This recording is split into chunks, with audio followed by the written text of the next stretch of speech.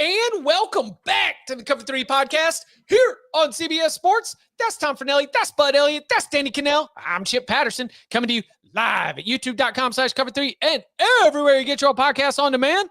Thanks for hanging out. Smash that subscribe, smash that like, and come and join us in the chat, a.k.a. the Cover 3 Tailgate, where they are talking about a player who is on the 2026 NFL Draft mock draft big board, who was a backup quarterback to a 7th-round pick. And they are wondering whether or not it is fair that said quarterback, his name is Arch Manning.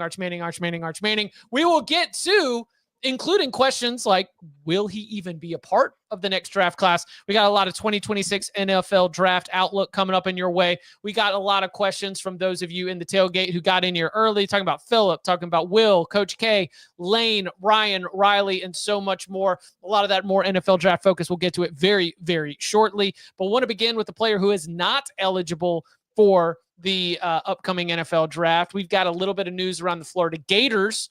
Got a lot of players who might be drafted next year, but DJ Lagway will not be one of them. That's right. Headed into year 2, he is not yet draft eligible. The news, I caught it from the Associated Press, is that DJ Lagway has resumed throwing. Bud, going to get you to jump in here first because you were the first person to tip us off to this being perhaps a concern. Does this official reporting about resuming throwing, no longer being on a pitch count, does that make you feel any better, or is this a check back in fall camp kind of situation? I think it definitely makes you feel better than if he had not resumed throwing. Fair, right? 100%.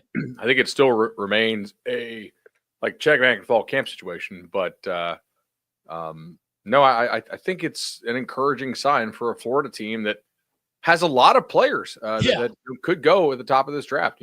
Like some which I agree with, and some which I'm like, I don't know. We know this guy's name. Is he actually that good? We'll see. But that's why they play the games. But I think it's a very encouraging sign. I had Lagway as my number 1 quarterback in the country, which I need him to be healthy for that to hit. What kind of throwing is he doing? And this is the thing, like when you come to pitching for baseball, there's the stages of throwing. Is it short toss? Is it long toss? Is he throwing with velocity? I want to know. I think that matters. I do think it's great that we've had updates all along the way. Like after spring practice, it was he will be ready to throw hopefully soon. And now it's like he has begun throwing. But we've still got 4 months, give or take a couple of days until the season starts, until he needs to be throwing. So I'm not that concerned about it. The fact that he has started is a good sign, but it doesn't necessarily mean he's 100% ready to go. And I do think that whether or not he's healthy by the start of the season, the fact that he was a freshman last year, he got hurt. He missed a lot of the season. Then he misses all of spring. Those are valuable reps for somebody who's in development still. And he is not he is not near a finished product. So I think if you are the Gators, you're happy to hear he's healthy, but you'd rather he'd been throwing in spring and getting those reps because he's going to need them.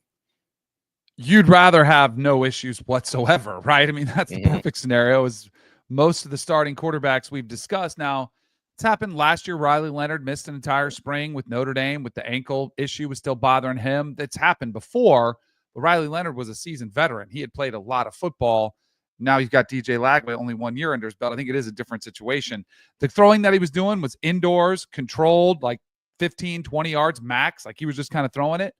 This will be the first time I had ever heard about a pitch count in football was actually, I got to be the starter and Jim Fossil was my head coach with the Giants. And he came over. He's like, hey, let me know. We were going into training camp. He's like, you got to let me know how you're doing if we need to keep you on a pitch count. And I was like, what are you talking about? I had never had any arm, elbow issues. I do think throwing a baseball is completely different. It puts way more torque on your elbow. Your body is more of you use your rotation more, your shoulder. It's more of a whole body process to throw the football. And he was referencing, we don't want you to get tired and get tired arm. We want to keep your arm fresh. And that was the first time I'd ever heard it. I think it is more common now, but I totally agree with you, Tom. The reps that you could miss, because I think he's probably going to be on a pitch count all summer. You can't just go out. I used to throw for, hours, hour and a half, 2 hours in 7-on-7 or 1-on-1 drills, just us with the guys, grab a receiver, you throw all day. I don't think that's going to be the case with DJ. I think it's going to be on a pitch count most of training camp and going into the season. And while I think this is a huge sigh of relief that we're seeing him throwing, I wish I could say it's the last time we'll hear of it. But when you're talking about an injury that they consider doing surgery and they decide to go rehab instead, I think it's going to be a story that we'll have to keep an eye on, and hopefully, fingers crossed, doesn't impact one thing on the season. But I just think I would always be a little bit cautious with it. But you mentioned it, and we can get into some sort of where some of these players individually land in terms of the 2026 NFL draft outlook from a big board perspective. But I also had that same observation you did. I was working on a story for CBSSports.com recently, and I'm like, oh gosh, everyone's really high on Caleb Banks. Everyone's really high on Tyreek Sapp. You think that Jake Slaughter could end up being in competition, like all your Remington watch list, one of the top centers in the country. Throw in Austin Barber as well. This is a group of Florida players that, at least on the very early initial NFL mock draft, NFL draft outlook type stuff, more than I thought, because you compare that to other schools that have a lot of players, like an Alabama or a Georgia, just even to stay in the SEC. Florida does not have the same kind of expectations for the season that an Alabama or a Georgia does. But yet this does seem like an important season if they are going to maximize having players of this caliber here alongside DJ Lagway.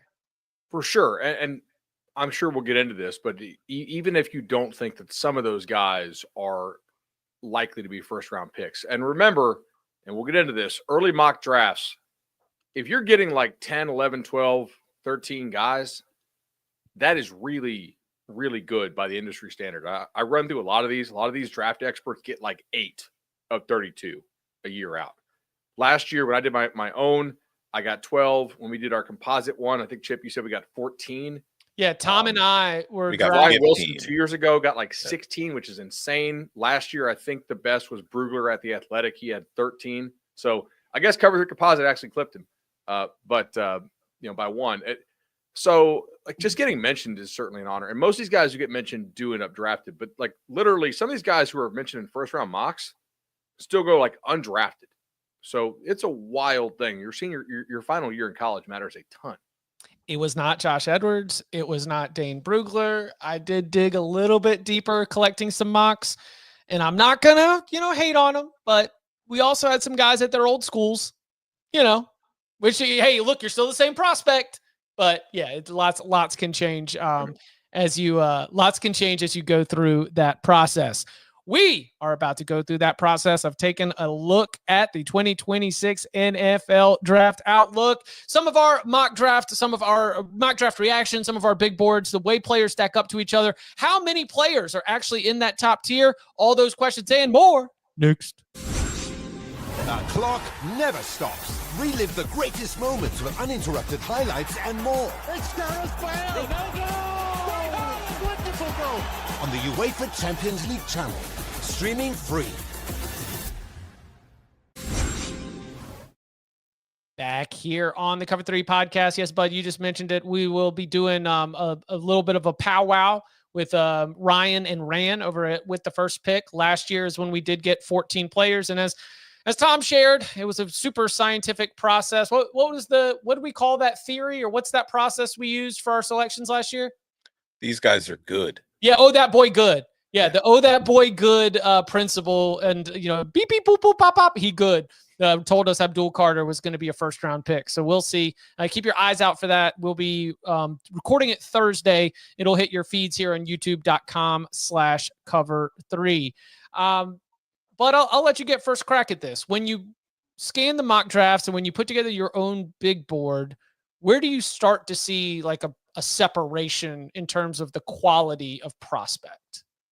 So like the guys who are mentioned on pretty much everybody's mocks, who I would say like routinely are doing a good job. You can look back a couple years and like they're coming close to hitting double digits a year out, which I think is different than like there's some guys who do mocks who do extremely well a month before the draft, but we're doing this a year before the draft. So I think that is a different skill set. Like some of these guys are only following draft eligible players for that year. And some of these guys watch a lot of different prospects, and it doesn't mean they're better, right? Like it just depends on the goal that they have. But among the guys putting out early mock drafts, including obviously our CBS one, the dudes who are appearing on all of these, and I pulled like 6 or 7, TJ Parker from Clemson, the defensive end, Lenore Sellers from South Carolina, Caleb Downs from Ohio State, Peter Woods from Clemson, Caden Proctor from Alabama, Keldrick Falk from Auburn, Drew Aller from Penn State, Spencer Fano from Utah, Anthony Hill Jr., the linebacker from Texas. Fano is a tackle, by the way, from Utah. CJ Allen from Georgia, Jermon McCoy from Tennessee, who nobody has like top 10, but everybody's kind of got like late teens, early 20s. He's a nice player.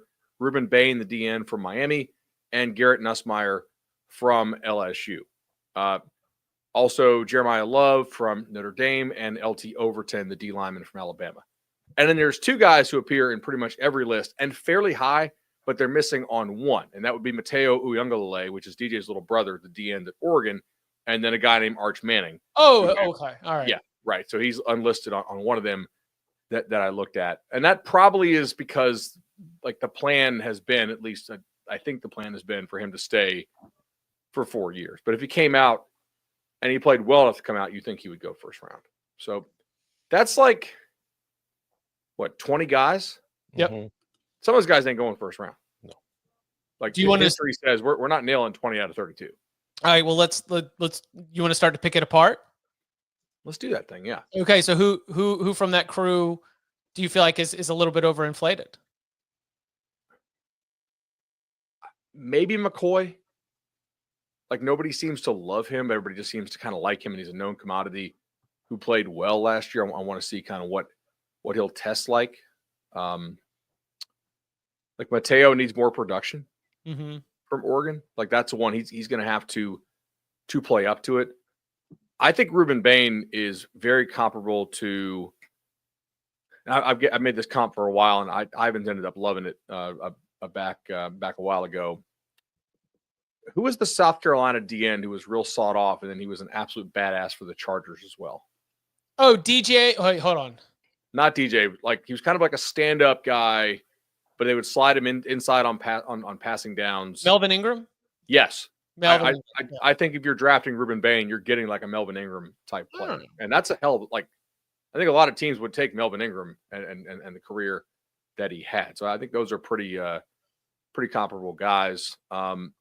Francis Maui Noah, the chat asked about, and he is he's actually the guy he's on almost all of them, but then was real low in the one and unlisted in another. But he's probably on that list. I mean, Peter Woods is a little undersized, but like, do teams care about that as much anymore? I think Proctor has a chance to really fall if he doesn't actually play to his potential this year.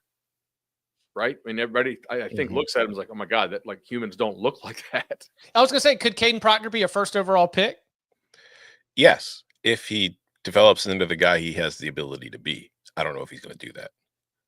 I think he's the only non-quarterback that I was looking at that I could see, just based on, like, if he comes out and dominates, has a great season, has all of his physical tools, then if Arch Manning does not go and you're looking at the rest of the quarterbacks and you don't want to take a quarterback, Caden Proctor was the number one name that came to mind, even ahead of some of the defensive tackles, defensive linemen that I think actually have a chance to go first overall.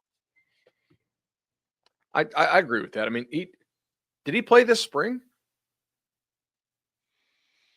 I thought he was going through some stuff. So I'm maybe I'm interested in seeing like he's got to put it together. Like, he did not play like a first round pick last year. I would. Out of guys who are like on the consensus big boards that I'm kind of about, I mean, this is mostly not having enough information on him, but like Isaiah World, the transfer from Nevada to Oregon, I've seen him like in the top 15 of a lot of these early mocks. It's like, I would like to see him going against Big Ten players before I just assume he's going to be top. We did summer school this morning with Matt, right? And just because it's top of mind, I'll give you guys a preview. He's like, yeah, I think they're very happy that they got him. He was in need. He's not on that Josh Connerly level.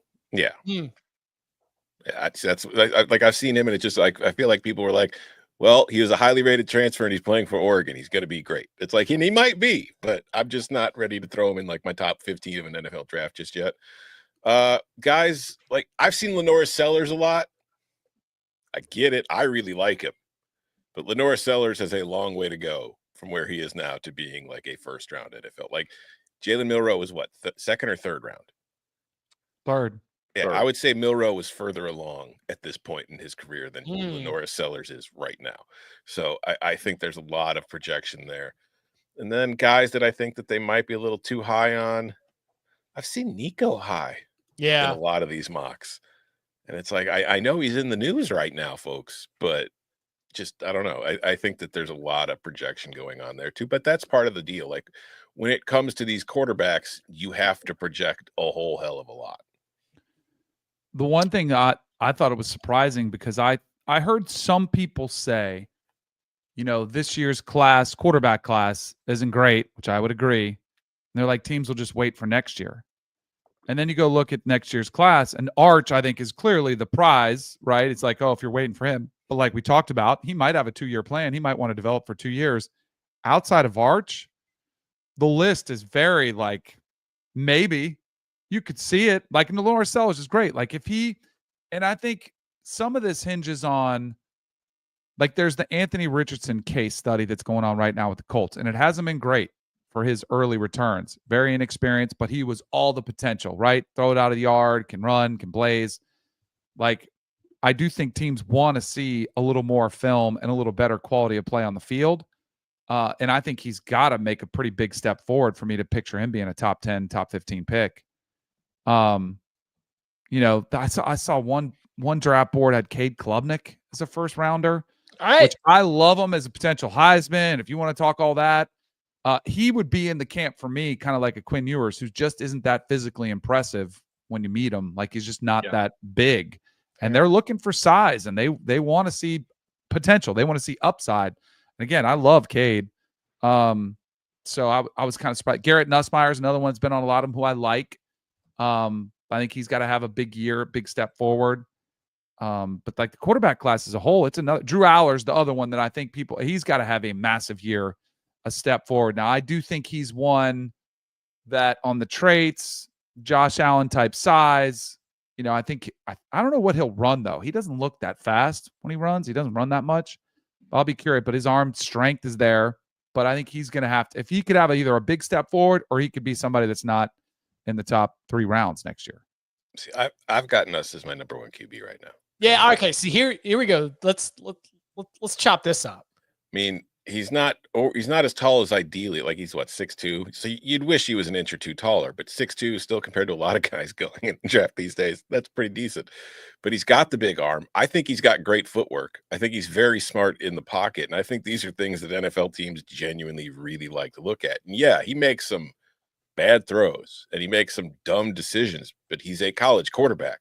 Find me the guy in college right now who isn't making bad throws and dumb decisions. Like, that's part of the deal. So I think when you look at these guys as prospects right now, we haven't seen enough of Arch. Arch is going to be projected number 1 just because of who he is and his name. But like you said, Danny, there's no guarantee he even comes out. But I think based on what we have seen from these guys and their tools and their traits, Nuss is going to be number 1 on more boards than any other quarterback in the class right now. He's pretty proven. I liked Nuss to go 1-1 last year because I thought the quarterback class sucked. Right. And then Cam Ward showed it in another league, obviously, and took his game to the next level. I think there are guys who have more potential than him in this year's class, though, like Sellers, Arch. I would not be betting Nuss to go first overall because I think there are guys with better tools, especially with the athleticism tool and the size tool. That somebody is like, I don't know who that somebody is. Maybe it's Arch, maybe it's Sellers, maybe it's somebody we're not talking about. But I think it's likely to go over them. But I think to your point, Danny, as far as waiting on this year's quarterback class, would you rather have Cade or would you rather have like Jackson Dart or Shador or Gabriel? I'd rather have Cade. Okay. Would you rather have, assuming he gets healthy, Beck for those 3? Wait, am I doing Beck against Cade or am I doing Shador and Beck are the same guy to me. No, Beck or like Shador, Gabriel, like those level guys. Shador. So Beck's not in any of these mock drafts. No. Right. But he was in everybody's last year, which is kind of crazy. As a top 10 pick. These guys. Right. Like, I'd take Sawyer, right? Sawyer. He's not even on any of these. How about Sam Levitt? Sam Levitt. That's it. That's another one that I had on here. I think the depth of potential in this quarterback class is way better than what we just had. Like, we know what Gabriel is. He's tapped out. We know what you can say the same thing with Those are old Shador. guys. Yes. Yeah, right.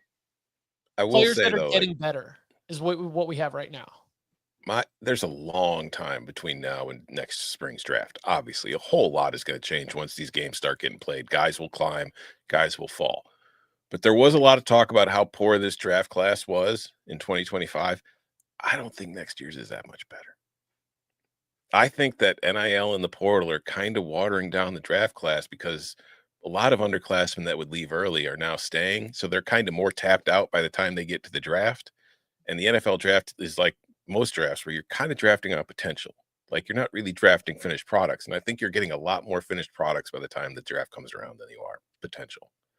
I think all these guys with the extra COVID year plus the NIL means a lot of old dudes were coming back. So we have more uncertainty entering this draft than normal, I think, because now you got a lot of guys who are starting for the first time who are draft eligible. Whereas in past years, when we didn't have the COVID backlog of player eligibility, these guys were playing a lot more as freshmen and sophomores. Like for every Caleb Downs who played as a true freshman, we have a lot of these guys who didn't, right? And probably didn't play as a sophomore, and they'll probably emerge.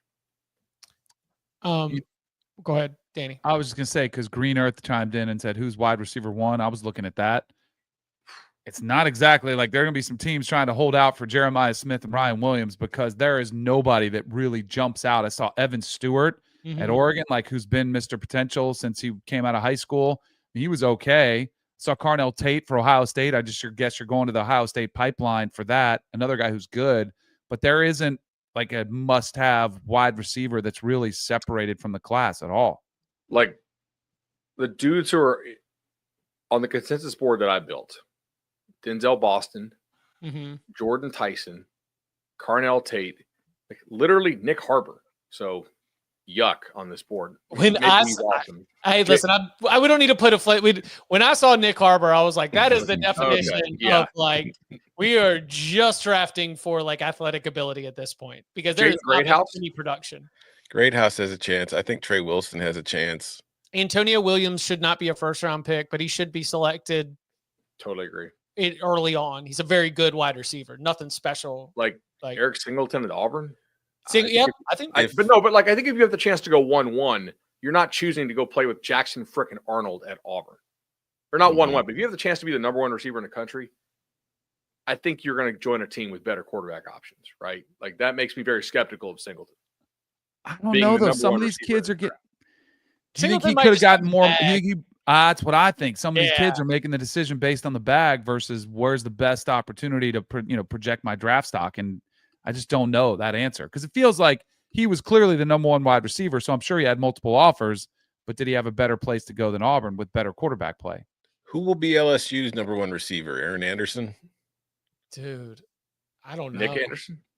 That's what I'm saying. Whoever the number 1 receiver is at LSU will probably be the first receiver taken in the draft. Let's just go. It's going to be the Ohio State's number 1 or LSU's number 1. Play the odds, folks. Well, so my thought on Carnell Tate is that he's going to get a lot of action because every defense in the world is going to slant towards Jeremiah. Carnell Tate's a good player. Carnell's good. Yeah. Brandon Ennis could have a big season because of the way that other teams are going to be defending them. On the quarterback side, before we get to sort of that one buzzy question, which I guess we can answer, here's what I've got. Arch, Lenore Sellers, Garrett Nussmeier, Drew Aller, Cade Klubnik, Fernando Mendoza, Sam Levitt, and even Nico. Is there anybody else that deserves to be in that crew? Or should I kick names out if we're going to like draw a line somewhere?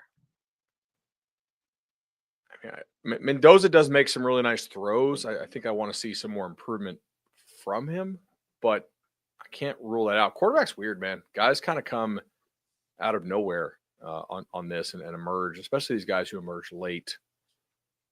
Any of you? I would not bet on this, but would you be shocked if Carson Beck had a good year at Miami that he could play him because he's got the size, he's showed some of the traits. I don't think it happens. Too, and an easy schedule. Yeah. I just worry about the arm, like having a Tommy John. We haven't really had that, situation with a quarterback before that could impact the discussions. But if he has a big year for Miami, I could see him playing his way into it. I mean, just like guys here, I don't think so, but it's possible. Sorry, go ahead, Tom. No, I was going to say guys who aren't going to be high now, but if they develop and have a good season, could climb quickly. We mentioned Sawyer Robertson. That's somebody whose name I don't think is very well known amongst the mock draft nicks. So, like, you're not going to see him. Cover 3 podcast is dialed. But I mean, guys like that, if Jaden Maeva takes a step forward under Lincoln Riley, NFL teams are going to go on that. Gunnar Stockton, we don't know. But if he shows up and he plays well, he's somebody who could climb up boards. I think Luke Altmaier is somebody who's not going to be a first-round discussion because of his overall arm strength. But I think he is somebody who can put himself in like the mid-round kind of area. Dante Moore, if he takes a step forward. If Mark Gronowski comes and saves the Iowa offense, I think overall his size would keep him from being a first-rounder. But I think there are a lot of guys in this class who have a chance to develop into day two guys. I would agree with that. I think who else? Is Devin Dampier too small? Yes. Okay. Yeah. Devin Dampier is an incredible college football player who will win like 4 Grey Cups in Canada. You know what? Like, from the chat, like Taylon Green is an interesting one. Mm-hmm. I mean, he's a good call. Now he's a class of 21 kid. So this will be 5 years in college.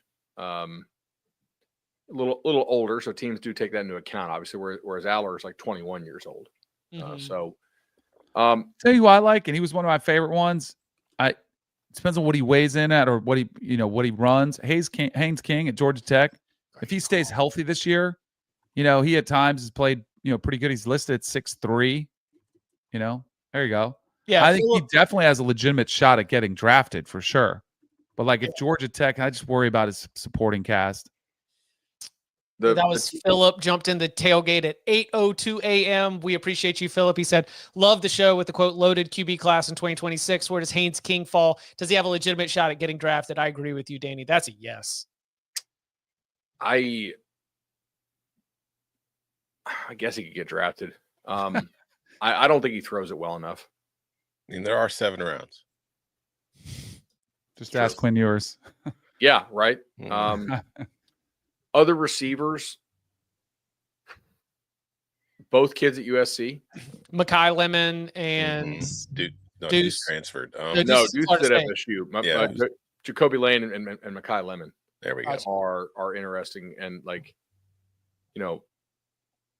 Florida State thinks they hit on Deuce pretty hard, and people came after Deuce to try to pluck him away in the spring as well. So the fact that he wasn't going to be a top 2 receiver at USC, and yet they're pretty sure they hit on him, maybe suggests that that USC is pretty loaded at receiver there.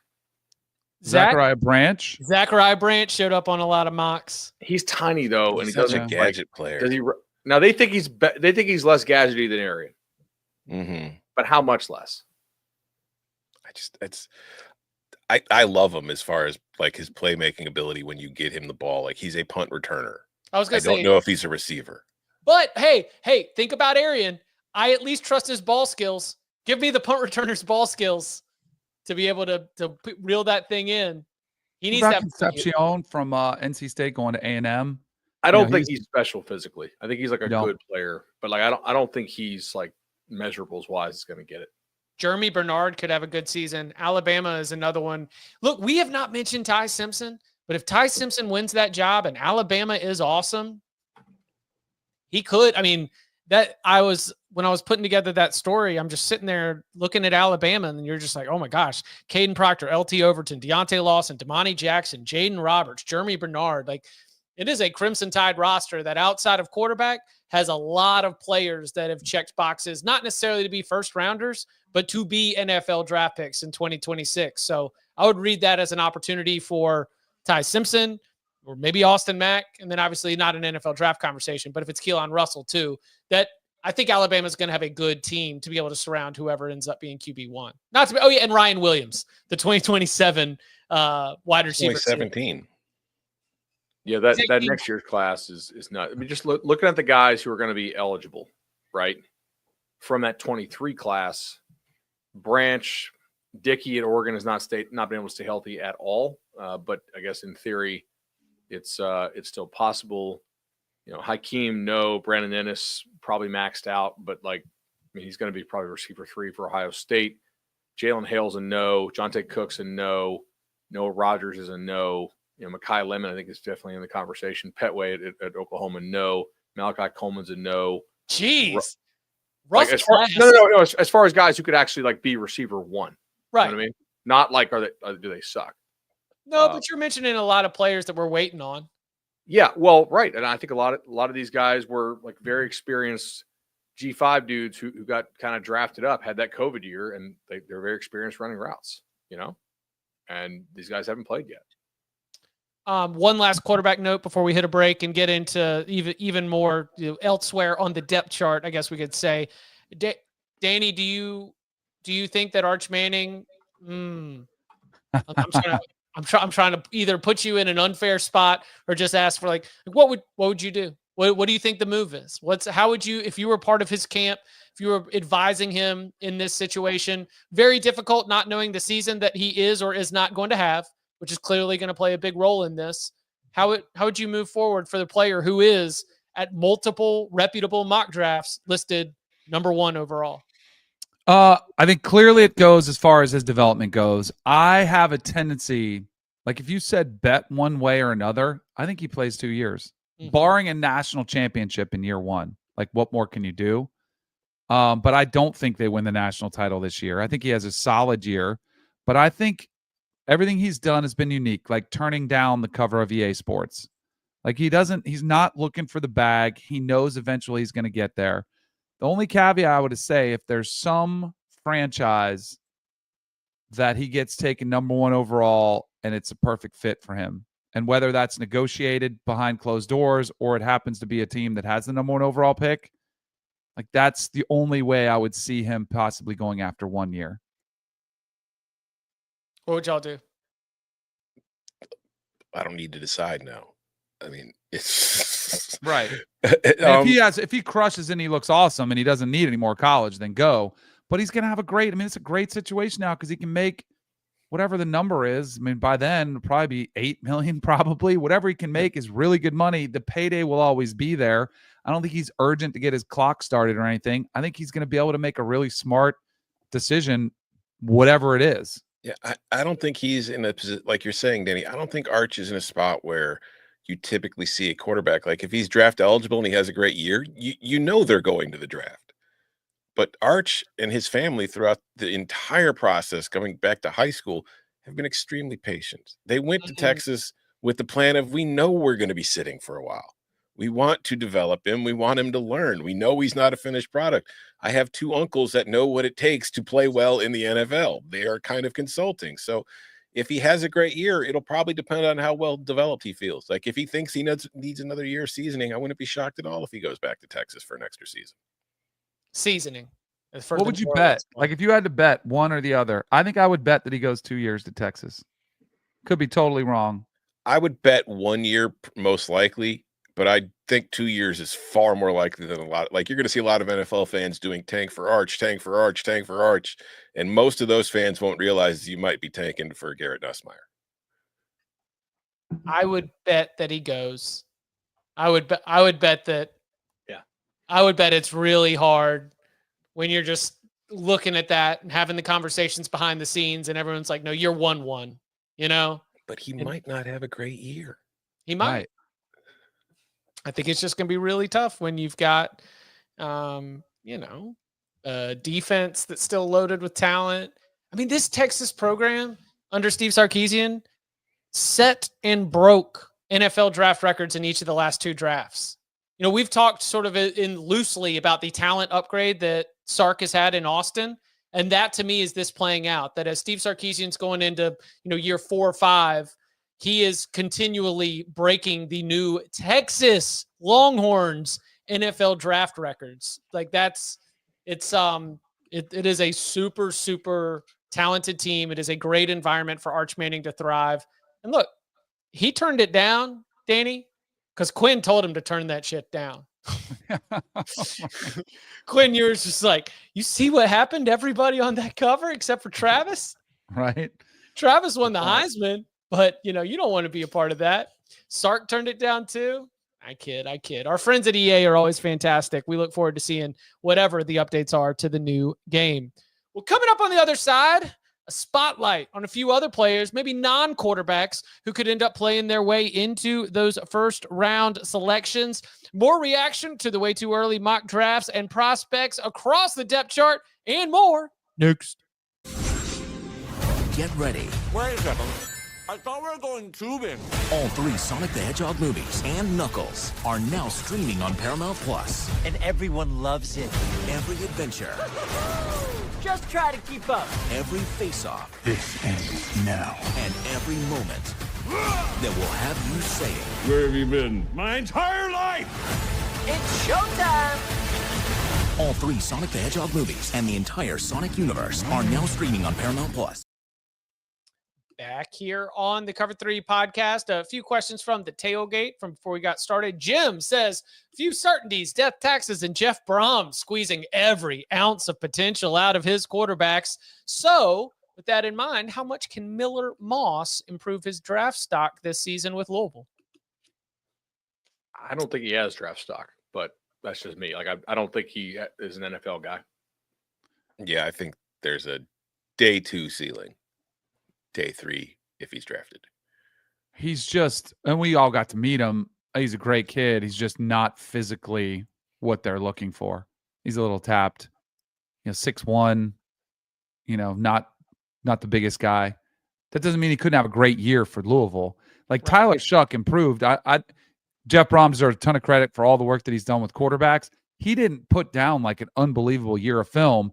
He went and ran a 4.68 at the combine, and Big arm. Like he's got a great 6'5". arm. Yeah, exactly. He's got a lot of traits that they're looking for. I just don't know if Miller Moss has those traits for the NFL. Yeah, his Yeah. we gave him a lot of respect for his NCAA football video game acumen and taking on a program like Bowling Green for his dynasty. But my other takeaway from spending time with him is that he looks about my size. So yeah, I would I understand that one. Chip's only 5'3". Let's see. What about over? This one's a nice easy one. Over under 3.5 quarterbacks taken in the first round. Over. I think it's a bad number. I think it should be 4.5. You're gonna have a lot of teams that need quarterbacks, a lot of teams that didn't like what this year's quarterback class offered. 6. Number should be 5.5. Let's go. I'll go under. Under. Just the drop off has got to be there somewhere. And then one more question before we get back into it. Lane, I think Clemson could potentially have 6 people drafted in the first round. Bro, Lane, we would be talking about records. Sorry, Tom, I didn't want you to do a spit take right there and cover your camera with water. 6 first-round picks? 6 first-round picks. I mean, that'd be like Alabama coming off the 20 season. That would be Miami coming off the 01 season. So if Clemson's got 6 first-rounders, they're the clear favorite for the national title this year, right? If I go look at the odds boards. He mentions Cade Klubnik, TJ Parker, Peter Woods, Antonio Williams. Which Miller? Blake Miller, the tackle? Okay. Yeah. That would be it. There's one. I'll scratch that. Antonio Williams, I said draft pick. Sure. Avion Terrell. It says first round. I think I can see Terrell going first round. I mean, he's got the NFL brother or the NFL pedigree. His brother was a top pick. He's a good player. I think Parker and Woods both very likely. Cade possibly has some chance. Yeah. I don't see Antonio Williams as a first round guy, but I could be wrong. Obviously, he's a really good wide receiver. Nobody's really right at this. Some people are bad at this early out, but like nobody's actually like good at this, I guess. I think Lane's underselling it. I think Clemson could have as many as 13 first-round picks this year.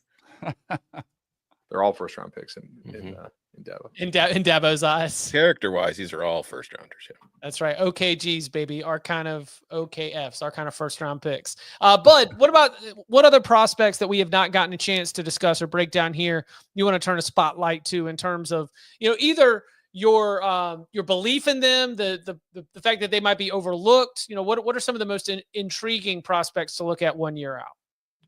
So like I see a lot of like Sapp and Caleb Banks from UF and Jacob Slaughter from UF, but I kind of think Barber the tackle might be the second best NFL prospect eligible on that team. Linebacker wise, it'll be Austin Barber, the tackle. Austin Barber, yep. Correct. Yeah. Linebacker wise, it's interesting. Whit Weeks is a pretty nice player for LSU. I mean, Hill is kind of the consensus one right now. I am waiting to see who are the long edge players who where's the long speed rushers at in this draft? Because you get TJ Parker and he fits it. But after that, you go down the list. I mean, Reuben Bain is a sawed off tweener and a good one, right? Mateo is a guy who, by the way, I said need more production. I just meant more impact overall, tackles. He did actually have 10.5 sacks, which was awesome. And some of them were actually in big games. So what did Dennis Sutton's arms like? I don't have a good feel about his wingspan or length. I know he's a 4'6'5" kind of guy. He's a name that comes to mind. He's got a shot. Tyreek Sapp is sawed off. I'm going down here. I think David Bailey at Texas Tech. He's not bad. There's some games, and I know it was Hawaii, but go watch him wreck Hawaii 2 years ago. Just destroyed them for Stanford as a true freshman. I guess I'm kind of a sicko if I'm recalling that. Dennis Sutton, looking here at who's the kid at Michigan? Derek Moore? Yeah. That sound right? Did I just use I did not just learn the phrase sawed off, Chad. There's a lot of sawed off dudes in this draft class. Right?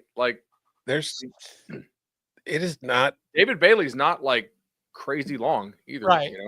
He's decent length though. I think, I don't think it's a great edge class. I don't think this year was a great edge class. That doesn't mean somebody won't emerge, because at this time last year, we had Abdul Carter in our first round mock last year because we're very smart football ball knowers. But I think we had him in the back half of the first round. I don't think any of us were expecting him to be a top 5 pick at the time. So one of these guys can develop. It could be I said on the show Monday, I think Colin Simmons is the best pass rusher in college football, but he's not draft eligible yet. Right. It's one of those things. You got to give these guys time to develop. And if it's not him, it might be the other sophomore who is also not draft eligible at South Carolina. Mm-hmm. Dylan Stewart. Yep. That's another one. Danny, what prospects have got your eye in terms of players that could play their way up or maybe hold intriguing positions in the collective collective mock draft universe?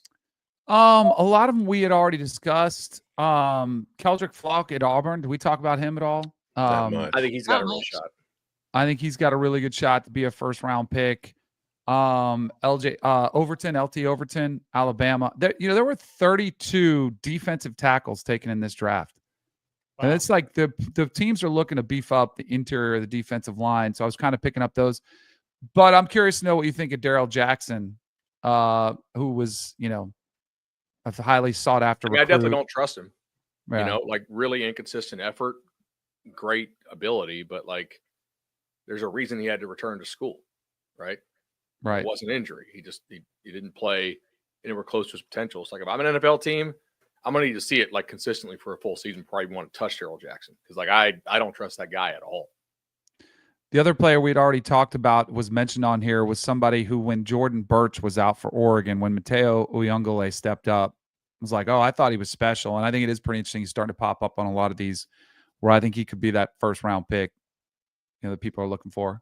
He is, Bud has made mention to so much of Oregon's team and their success and their production last year was based off of transfers. Mateo committed to Dan Lanning December, right at the end of Lanning's year 1. So Lanning gets hired. You got to imagine that whatever recruits he brought in February or even in that early signing period, really tough to be able to put it all together. Mateo Uyunglele is one of the best players from Dan Lanning's first full recruiting cycle as a head coach, period. This is the beginning of high school recruited Oregon prospects being draft eligible. So big season for him. I think Oregon could have some more players we don't even know about, just because if their development has been good inside that program, we're going to learn their names as guys in the secondary, had a bunch of transfers, linebackers had a bunch of transfers. So we're going to get to see how the rest of that group has developed in Eugene, how that coaching has gone, because now is the beginning of, all right, these are high school prospects that Dan Lanning has brought in, because the reason why Georgia and Alabama continue to be at Georgia, Alabama levels is because they get them out of high school, they keep them in the program, they develop them into future pros. So this will be the test of that for Lanning being at Oregon, for sure. I think certain positions are more likely to be successes than others, right? Like we'll see on receiver, DeCorian Moore is like an Antonio Brown clone in terms of like the way he plays the game. But like we don't know if they're going to get, will they get anything out of Dickey, right? Yeah. But they didn't do a whole lot as far as taking transfers on the D line at Oregon. And to me, that's a stark departure from what they did last year. Right. So they got to feel pretty good about these young pups growing up and becoming real dogs. I've got 3 guys who all played in the state of Indiana last year. None of them did play for Indiana, though. One, I'm on the record. I think Jeremiah Love's a better running back than Ashton Genty. If Ashton Genty's a top 10 pick, I'd like to see where Jeremiah Love goes. I think that he's a little more. I think, again, this isn't like it comes across as dogging on Genty, and it's not. It's just Ashton Genty was great. It's just he was also playing a lot of Mountain West defenses. And go count all the Mountain West defenders that were taken in the draft. It was one, a safety from Utah State or Nevada in the 7th round. And Jeremiah Love, I've seen do it against the top teams. And I just think that him being on that team with as good as I expect Notre Dame to be in 2025, I think Love is somebody who's going to get a lot of buzz going into the draft next year. Then another guy on his offensive line that we saw flashes of last year, but he got hurt and missed most of the year. Charles Jaga sawed off, as Bud would call him.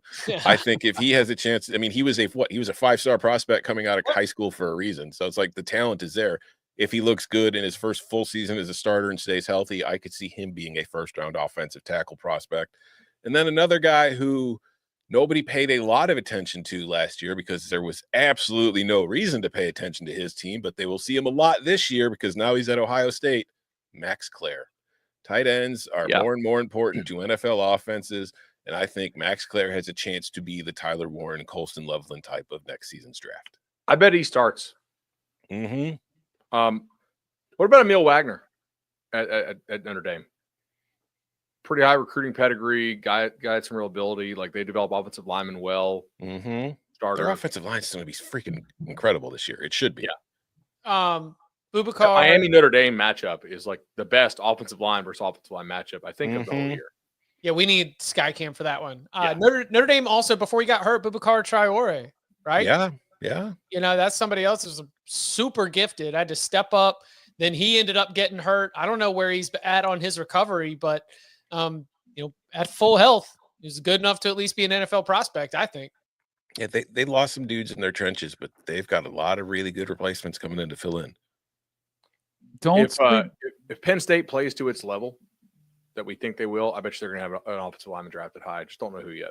Mm-hmm. What about Nick Singleton, Katron Allen? Singleton could be Allen. No, he won't run well enough. Singleton's good. And also Singleton's pass blocking, I think, will help him too. Since you just mentioned tight ends, our boy Barton Simmons found one. Mm-hmm. Eli Stowers, I've seen him pop up on some lists. He could have a good year. Listen, people don't make. Wait, hold on. Program don't make the people make the program. That's right. Who is Barton subtweeting? That's Probably you. Probably somebody who left in the spring window. If I had to, that's actually, I have not texted him. This is probably. Should we ask him? Should we get him on get him on the show and interrogate him? Who were you subtweeting? Who we subtweeting? Yeah, who we subtweeting, Barton? When you're jumping in there. Yeah, yesterday, programs don't make the players. Players make the programs. Am I nuts to not have Harold Perkins? No, you're not. And I think that's like the Nick Harbor inclusion. Yeah. Tremendous athlete. We have no idea what to do with him. Yep. Okay. Would it surprise you if Harold Perkins is a successful pro? Here's the thing with guys like him and Harper, the question mark is if it clicks with their traits and athleticism, they could be incredible. It's just right team, right scheme. it needs to click. I could see it, but I don't know. How many players from the 33rd team in the NFL that are produced by the greatest NFL coach ever? Does North Carolina get any players drafted? If they did, I mean, if they get pick Marion Hampton. if they get a first-round pick, that's 3 straight years of first-round picks. Yeah, that's right. Turns out you can go 8-5 with a lot of first-round talent on your team. Hell yeah. It's called being triangle good. I don't think, just looking at stuff from the chat, I don't think there's any chance Caleb Downs goes 1 overall. And you could tell me he's the best player in the draft, but teams do think about like surplus value with their picks. Like, how much do you have to pay in the free agent market to get like the best safety in football? You're not really saving that much by having a really good rookie safety. Same thing with like tight end, you know?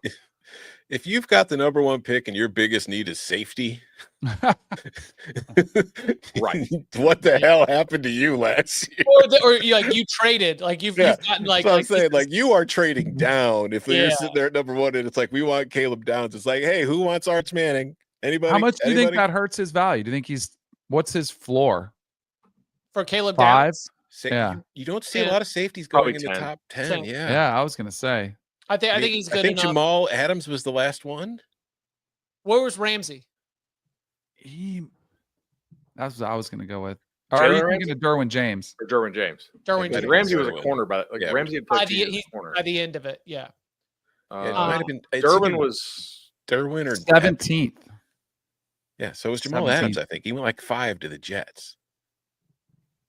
Like, if you took Minka number 1 overall, you're not happy with it. If you took Derwin number 1 overall, you're not happy with it, right? Like, who else?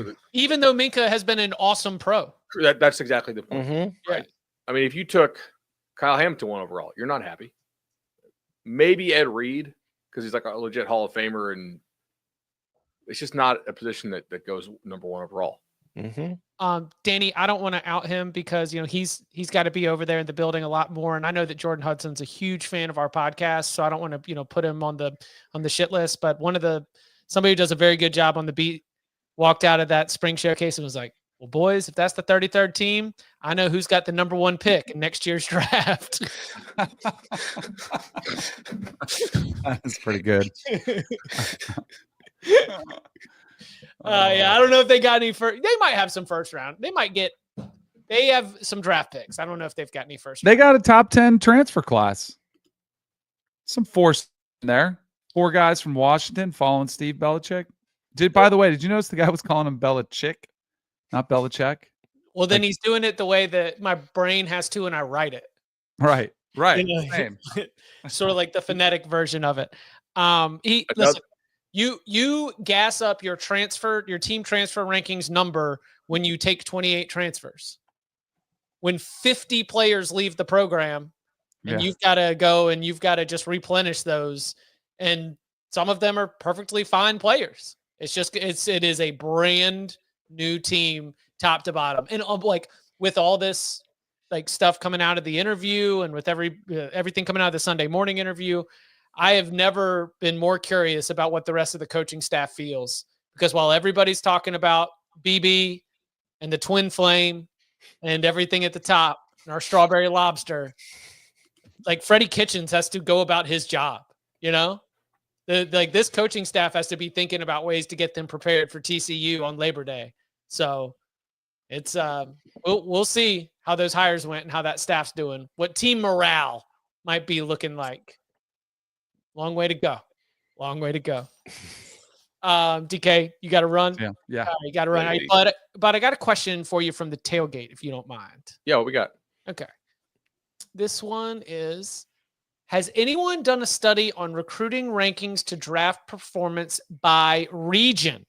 I'm a Penn State fan, and fans often say Northeast kids get less exposure and are ranked lower in recruiting services, but then outperform in the draft. I don't think it's true, but I would love to see which area of the country has higher round 1-2 rate on their blue chip recruits. So it has been done, and some areas do show as like wildly underrated or underscouted. But the problem is those aren't always the same areas every year or even every couple year periods, right? For instance, like the state of Florida only had one first-round draft pick in this most recent draft. If you take out the IMG kids who really aren't. Just because it says Bradenton, Florida on your 24/7 profile doesn't mean you're a Florida kid. Yeah, like Tyler Booker's a Jersey kid. Now he spent, I think, like 3 or 4 years at IMG. So, but still, there were some times when kids from the Northeast, like some of these Massachusetts prep schools, were being underscouted for a bit. But the thing is, like for the most part, those get identified and then probably double checked a little bit more. If you're seeing a trend of like, hey, these couple schools in this region are starting to really suck up a lot more talent, right? That normally they don't have. There are some areas where it's just harder to scout guys. Like the Great Plains region, the Dakotas, some of like the real remote areas of Wisconsin, like you're just not getting to very much. Like schools don't send people up there very often. That's why, like, how does North Dakota State routinely, pull, guys in the top 100? Just like we don't send people up there like to see them in person very much. It's just not really good business because there's so few good players up there. Most of the time, they're like a big time projection. Schools, which like have a lot more invested in it than ranking services do, they don't send people up there very often. So I would say some of that is an area that probably remains a little bit underscouted. I think you got to like also pay attention to like changing population demographics. A lot of people were being driven out of California due to taxes and home prices over the last decade. And like, not to get into politics, but there was a lot of people flowed into Utah, into Idaho, into some of those states. Arizona got a lot more talented than it used to be because of that. Basically, all these families that were fleeing California, especially some of the lower income families, that were having to settle, somewhere that was a little bit cheaper to live. Texas also got a big boom. Texas had the most first round picks this last time with, I think, 36, whereas California only had 15. It used to be, when we referred to the big three, that California, Florida, and Texas were. But really, Georgia's a better state for talent now than California, probably because it's so expensive to live in California. And so like that impacts the sport a whole lot. But yeah, that's a long answer, probably way more than the guy wanted. But we do look at it. But is it always a trend that you can bank on going to be the same year after year? No. I like that. Yeah, you mentioned Florida only having one first rounder. I just want to give a shout out to Andrew Ivins, who had the courage to write that Illinois does a better job of recruiting the state of Florida than Florida State does. Yeah. See, that's perspective. That's true. Things of that nature. You have a child, you see the world with a little bit more clarity. Andrew Ivins, through fatherhood, understood that Illinois is doing the best job recruiting the Sunshine State as opposed to anybody else. No, he didn't say they were doing better in Miami and Florida. He just said they were doing better outside. than yeah. Of outside schools coming into the state. One last one, 7:54 a.m. Eastern time. Not necessarily a draft question, but Sons of Thunder, I do appreciate you getting the conversation started. And it is an interesting one. We mentioned Ty Simpson's name earlier. The spring transfer portal has now closed. What do y'all think about all three quarterbacks for Alabama staying? Is this quarterback battle closer than we all think? Roll Tide. That is right. We were looking at Ty Simpson and Austin Mack specifically. Keelan Russell, true freshman, early enrollee, was never going anywhere. We're always more curious about how he fits in his development arc. But Mack staying, Simpson staying. What do we make of what's happening here? Because now that the spring portal is closed, I mean, unless we got one of those, I'm going to quit 4 games in situations. This battle which goes we on. might. Okay. I mean, I don't know that, but like if you're Austin Mack and you're running like 2B to Russell's 2A, you don't need to be playing 5 games. That's just bad business. Is it unfair of me if I call it the Kelly Bryant? I think it should be called the Kelly Bryant. Okay. All right. Oh, didn't like we thought we applauded Dabo for like telling him, right? Yes. Mm-hmm. Yeah. Yep. The Dabo. We'll call it the Dabo. That's just, if there's anything Dabo wants to be associated with, it's not playing it so you can transfer. he's the original embracer of the transfer portal. That's where we all got it wrong. So yeah, what do we think? What do we make of this? I thought we would see a name hit the portal. I had did no too. intel, but I was just like, if I was to game this out. The thing is, like, Austin Mack has no film, right? I mean, he has his practice film, but where is he going to go in spring where he's going to be the starter if he wants to stay at like a P5 level? Tennessee. Yeah, I mean, and we know Tennessee tried for some guys, right? Like, well, Tennessee can't. SEC spring. Oh, that's true. SEC Right, spring true, window forgot, rules. Yeah. But like, where would he go? Like, who has an actual quarterback opening that they're willing to say, yeah, Austin Mack, guy with no film, who might be behind a true freshman at Bama, you're our guy. Mm-hmm. So I think the more likely is you have to drop all the way down to G5, learn a new system on the fly, or why don't I stay in Tuscaloosa, get some reps, and then transfer out next year? If you like Kalen and you like Ryan Grubb, then maybe it makes more sense to stay and get developed there. Yeah, if you committed to these guys out of high school, stay there, and then who knows, your number might get called. Mm-hmm. I agree. Yeah. I just wish somebody would have done it because it would have made it a lot clearer who Alabama's starting quarterback was going to be. Uninformed, sitting on your couch kind of take. Do you know what? The only kind I have. You know what it tells me? Good culture. They got great culture. They had nobody transfer out this spring. Yeah. Good culture. Okay, that's a pretty good team, man. Like I did summer school yesterday. Cody hopped on at Bama 247. I don't want to spoil it, but I think there's a lot to like there. I really look forward to taking the controversial position that Alabama football is going to be good this year. That's good too. Yeah. Yeah. I think they're going to be overlooked and underrated. You know, everyone's going to have them 7. I'm going to be like, no. You put them no lower than 6. Chip's putting his foot down, damn it. There's a group of teams out there, and it's like that you'd be very uncomfortable if you had to bet something or like they cannot win it all. And I think Bama's in that group.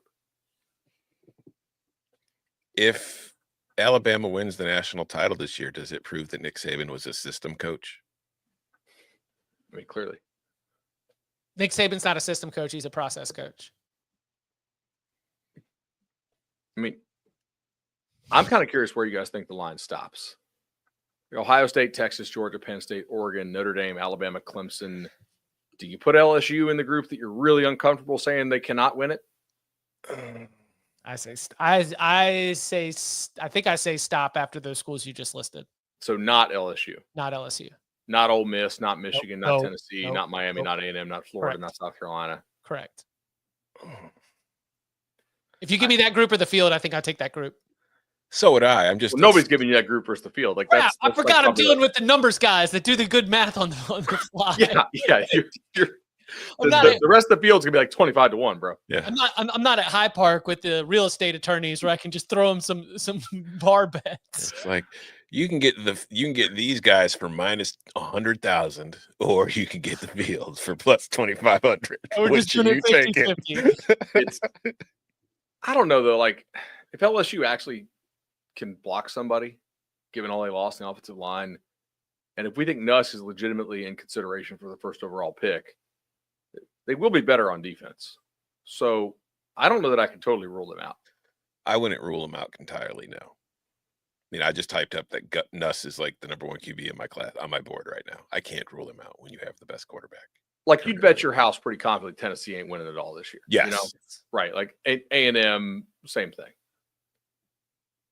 I don't know that I would with LSU. I don't think they'll win it, but I think there's a path if everything goes right. That LSU. Yeah.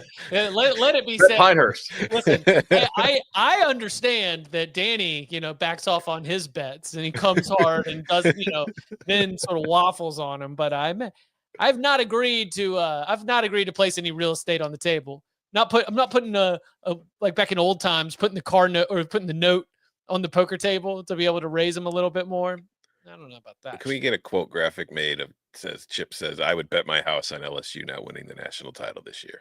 I didn't say that. Yeah, that doesn't matter, but we're just going to make one and we're going to put it out there. Graphic.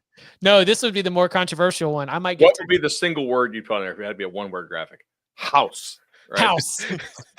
Or on. Homeless. National. Just Chip, like Photoshop looking homeless. Pending. I might take Texas, not in a house bet, but in a bourbon bet, not to have more wins, but I might think Texas A&M has a better chance than LSU to go deeper in the postseason.